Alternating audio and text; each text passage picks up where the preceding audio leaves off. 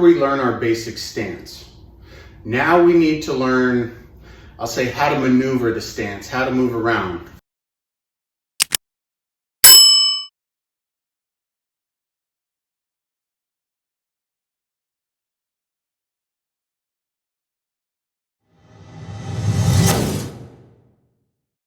Right, so before we even go over punching or anything like that, more important for us, at least from the way I learned and the way I teach, is moving, right? If you're not in range to get punched, you're safer than standing there and punching back, right? So the first thing, our first three principles is maintaining your stance, right?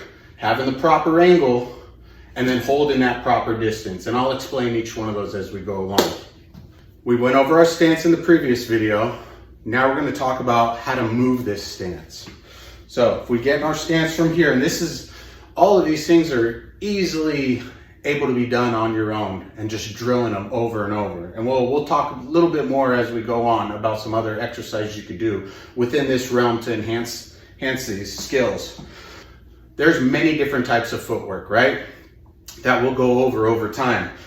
Just throwing some examples out though, right?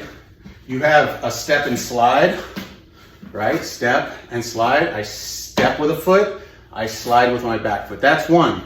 We also employ a slide and then step, right? We have what we call a pendulum shuffle, okay? We have our rocker shuffle here where we can move around, do different things, quarter turns, right? All these different methods.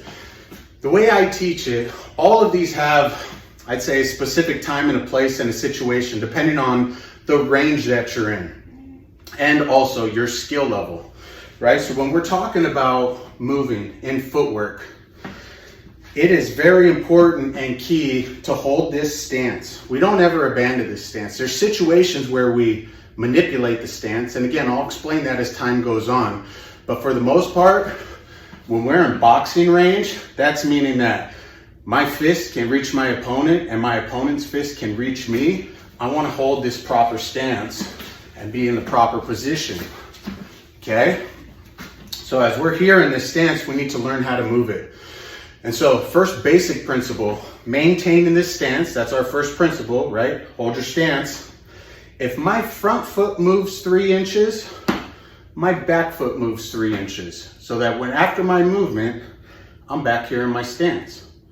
If I'm retreating, my back foot moves 3 inches, my front foot moves 3 inches, right? Nice and controlled. With that principle in mind, we're gonna use what we call a push shuffle. And this is, I'd say I use this 99% of the time in my boxing range, right? And what a push shuffle is, I'm gonna do it this way first so you can see. If I'm gonna go forward, I'm gonna push off with my back foot. So this foot is gonna initiate the move, right? So my front foot lifts up, and I'm exaggerating right now, but I'll break it down and show you. But this foot's gonna leave the ground and my back foot pushes off. See that? So my front foot's gonna lift up, my back foot's gonna push off. That's a push shuffle. So if I do it the opposite direction, I'm gonna push off with my front foot, right? Lift up my back foot. So what this does, if I'm going forward and I'm pushing with my back foot, this is doing all the initiating. This foot's just lifting up. My back foot has to come with me. It has no choice, right?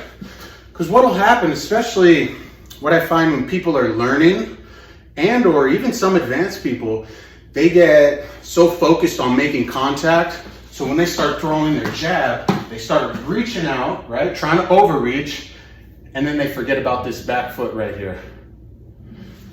So when we throw our jab, we're moving, okay? Push shuffle. So we got push forward, push back. I could push to my left, so I'm gonna push off with my rear foot, the direction I'm going. And then I go to my right, so I'm gonna push off with my left foot. And every time I move, forward, back, left, right back to my stance, every time.